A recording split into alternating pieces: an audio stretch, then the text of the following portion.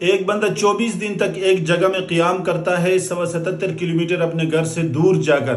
لیکن وہ 8 دن تک جو ہے وہ مسافر ہوتا ہے اور باقی 16 دن جو ہے وہ مقیم بن جاتا ہے۔ وہ کس طرح؟ کہتے ہیں کہ دیکھیں بندہ گیا تھا کسی اپنے گھر سے 77 کلومیٹر کے فاصلے پر دور کا سفر کر کے وہاں پہنچا، اس علاقے میں 8 دن قیام کرنے کا اس نے ارادہ کیا، 8 دن قیام کرنے کا ارادہ کیا اور 8 دن گزر بھی گئے، 8 دن مکمل ہو گیا، قصر نماز پڑھتا رہا، ٹھیک ہے۔ اس کے بعد مزید اس نے کیا کیا، 16 دن رہنے کی نیت کی، شروع کے 8 دن کے بعد 16 دن رہنے کی نیت کی، تو اب اس میں کیا ہوا، وہ مکمل نماز پڑھے گا، ٹھیک ہے۔ سوال یہ ہے کہ کیا پورا 24 دن مقیم ہوگا یا 8 دن مسافر 16 دن جو ہے وہ مقیم ہوگا؟ تو یہ جو شروع میں انہوں نے نماز پڑھی ہے قصر، یہ درست ہے، ان کو لوٹانے کی ضرورت نہیں۔ اس وقت 8 دن تک تو وہ مسافر تھا، لہٰذا اس کے بعد 16 دن جو ہے اس نے جب قیام کیا،